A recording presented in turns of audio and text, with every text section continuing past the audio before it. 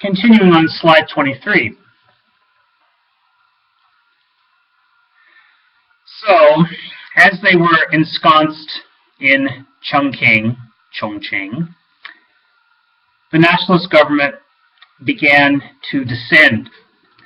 The reason that they began to descend was that they were no longer really fighting the Japanese as their main application. They were now trying to preserve their power. And the people at the top were more interested in accumulating wealth than they were in obtaining victory for their country. Now, of course, there were plenty of people in the United States that were that way. Probably not too many in Japan. I don't know about Russia, but in nationalist China at the time, this problem was at an extreme. However, the KMT propaganda offensive in the United States was highly successful. They had several times, Chiang Kai-shek and Song Mei-ling, Madam Chiang Kai-shek, had been on the cover of Time magazine. There was no accident there. Henry Luce, the publisher, was a personal friend of the couple, and he had long connections with China himself. And Madam Chiang Kai-shek, of course, she was a Wellesley graduate. She had last been in the United States in 1917 when she finished school and returned to China. But when it was necessary for her to go to the U.S. for medical treatment, which Taylor seems to believe was more related to mental illness than it was to any real physical ailment, she, and there must have been some planning that went on here, and she and Chiang Kai-shek and other advisors decided that she would turn this trip into a tour of sorts. And when she first arrived, she checked into a hospital, took up the entire floor with her retainers, and received about 2 or 3 months of treatment, and then began to tour the United States. And one of her most memorable speeches was before a joint session of Congress, which was an amazing thing to happen at the time. And Song Mei-ling was no dummy. She was, I wouldn't say she was intellectually brilliant, but she was certainly one of the smartest people around at the time. She was very interested in power. She was very interested in advancing the cause of her husband and of herself. And I don't want to draw her as a sinister figure, as many people have done. I simply want to acknowledge that that she was no less power-hungry than Madame Mao, Jiang Qing, who we will look at a little bit later. But her tour of the United States, she was a savvy, she was hardly tone-deaf. She was a savvy individual regarding the United States, what appealed to Americans, what strings to pull, what buttons to push. And her speeches throughout the country were dramatic and well received. However, in the meantime, people inside the public relations end was great. And this was the beginning, by the way, of something that became known after the nationalist defeat as the China Lobby. The China Lobby, we think of that today as being money given to the Clinton campaign by the Chinese communists using an Indonesian intermediary, all that sort of thing, plus whatever they're doing nowadays in Washington to convince us all that they have nothing but the best intentions toward Taiwan, and why don't we just butt out. However, back then, in the 50s, into the 60s, the China lobby meant people from Taiwan who were advancing the cause of nationalist China to retain the alliance with the United States and the support that came with it. So let's pivot away from the nationalists for a moment and start to look at the communists on slide 24. So it's a very interesting contrast because the communists ultimately won the struggle, and one reason that they ultimately won the struggle was that Mao was able to consolidate his rule and become even more effective than he had been, and that overcame enormous odds, but we'll get to that in a moment. For the immediate term, right after the Japanese attacked, there was an exodus, not an exodus, there was, a pilgrimage of young people and others who went to the northwest, first to Bao'an and then to Yan'an, after the communists were able to occupy that area after the Xi'an incident as part of the settlement. There was actually a nationalist division, 2 divisions in Yan'an, and the communists did not take Yan'an by force. It was only a political agreement after the Xi'an incident that resulted in the communists settling in Yan'an. So that gives you an idea of the disparity in military strength between the 2 sides at that time. But anyway, there was this large migration of people who were dissatisfied with Chiang Kai-shek. Of course, they were a self-selected group. They were people who generally were on the left. They were upset with Chiang Kai-shek for different reasons, many of them political reasons, and they looked to the communists as the new hope for China, and they made their way to Yan'an. Now, the thing about this was that in 1936, before the Xi'an incident in December of that year, getting to Yan'an was not too hard. It was possible to do because Zhang Xueliang was secretly sympathetic with the communist side and wanted there to be commercial and other intercourse between between Bao'an and Xi'an, which was just south of that area. And so he allowed people to go back and forth, even though he was receiving orders from Chiang Kai-shek to the contrary. And that's one reason why Chiang Kai-shek went to Xi'an in the first place in December of 1936, was to discipline Zhang Xueliang for these laxities. However, afterwards, the nationalists bolted down Xi'an really fast. They brought in new commanders. They rotated a bunch of troops out to other parts of China.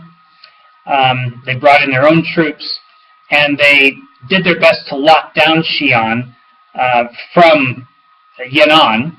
However, they according to the terms of the agreement that the 2 sides reached, and in order to keep Stalin happy, because after all, Stalin was still the major arms supplier for not only the communists, but the nationalists at this point. Chiang Kai-shek was getting all of his airplanes, all of his guns, until December 1941. Basically, it was almost all coming from Russia. As 1941 progressed, and as the Americans began to realize that they were going to go to war with Japan, they began to supply Chiang Kai-shek with arms and ammunition, but Stalin remained the number 1 supporter in the period being discussed in this slide, 1937 to 40. So the communists began to wonder, we've got all these people who came and joined our party, which is nice, but you know, a lot of them came in and they were allowed, basically, or they were tolerated in their travels by the nationalists themselves after the Xi'an incident. What's going on here? Who are these people? There was this paranoia that developed, and at first, the organization department was given the task of doing a cadre examination to make sure that the backgrounds of the people who had recently been admitted to the party were thoroughly checked. And there's a quote in this slide that talks to that to some extent. Let's go on to slide 25. However, as 1941 dawned, Mao Zedong began to become more concerned about this, and he directed Kang Sheng, who had returned from Moscow in November of 1937. He directed him to undertake a more thorough cadre examination, which turned into a campaign of self-criticism and confession, and eventually became a rectification campaign. Rectification means to take a close look at and correct all habits and associations and attitudes of the people in the party. So this started off as something going from the bottom up, taking care of everybody who came in and so forth.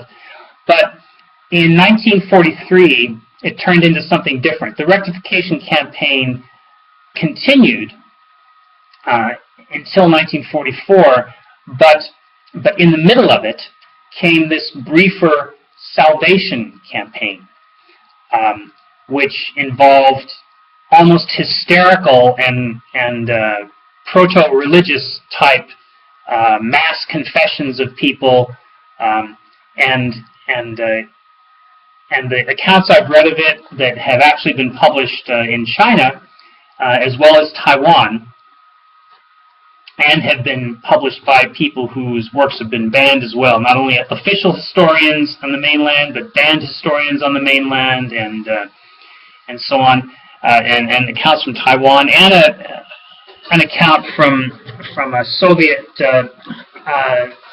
GRU agent who was president at the time. This is the guy who pretty much ran the senior leader Bo Gu as an agent, according to his own account.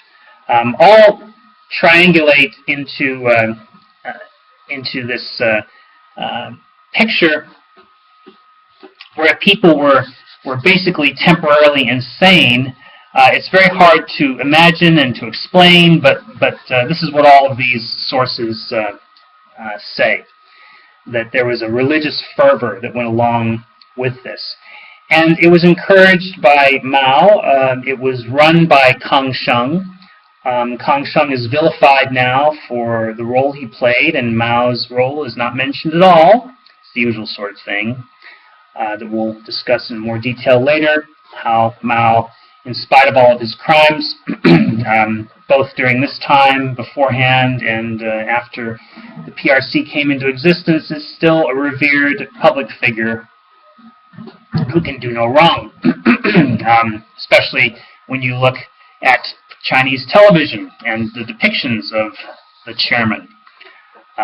He is almost a saintly figure, and certainly the figure who made the communist victory possible. There's no disputing that. Without Mao, the communist victory probably would not have occurred. However, this was a little bit too much for Stalin. Now, what was Stalin concerned about? Stalin was concerned, his bottom line was keeping the Japanese out of the Russian Far East. And so everything he did in his China policy was oriented in that direction. He did not want the communists to have a formal alliance with Zhang Xueliang, at that time in charge of Xi'an in 1936, and to break from the nationalists, because he knew that that would cause the right wing of the KMT, which was already pushing for it, to push harder for peace with Japan.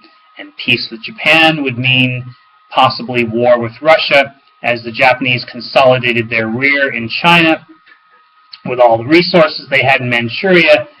No longer having to worry about Chinese resistance, they could attack the Soviet Far East. Stalin also was not happy with the Changzhou Salvation Campaign that was being reported to him by Vladimirov in Yan'an, because obviously it would not only were Moscow's men who had studied in the Soviet Union being picked off one by Mao, who considered them to be disloyal, but he believed that this would weaken the party.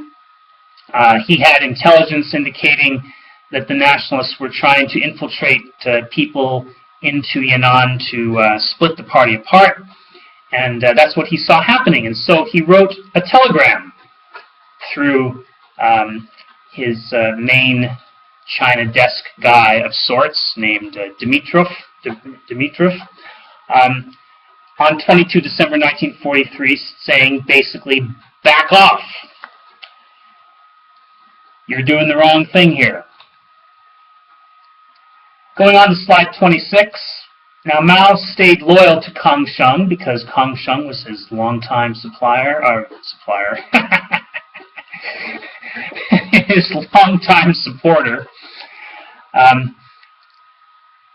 Stalin specifically wanted Mao to get rid of Kang Sheng because Mao had used Kang Sheng to prosecute this campaign to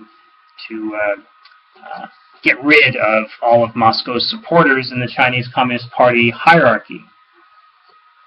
But Mao knew that Kang Sheng was a valuable supporter.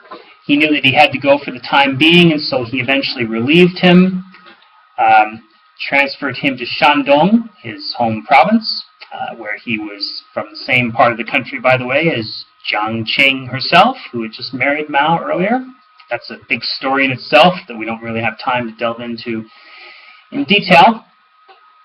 But he gave him various assignments that I've listed here, and in 1966, Kang Sheng made his big comeback, not only politically at the top of the country on the Standing Committee of the Politburo, but also he took over CCP intelligence once again.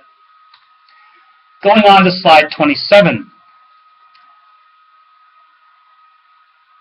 Having partly mollified Stalin, but showing him that he remained independent because he did not do everything that Stalin wanted, Mao did have to back off. He did have to stop persecuting people like Zhou Enlai, who is in this photograph at the top with Mao Zedong.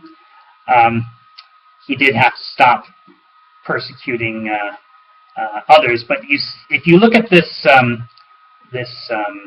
by this time, by the way, Borgu was who was giving Vladimirov all this inside information of Politburo meetings, was demoted. He was no longer a top leader, and he would die in a plane crash, very mysteriously, in 1946, along with the predecessor of Kang Sheng, whose name was Deng Fa. I don't know that there was any connection there. I'm sure it was just a mechanical problem.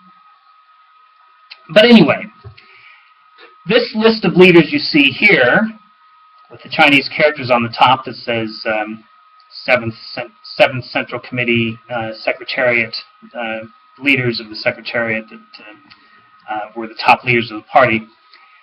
These people, except for Zhou Enlai, none of them were people who had been amongst what they call the 23 Bolsheviks, the Chinese communist leaders who had studied at one time or another in Moscow. There's a big difference, by the way, between Kang Sheng, who had spent time in Moscow, and the 23 Bolsheviks, because Kang Sheng spent time in Moscow, but he was there in an administrative capacity for the party.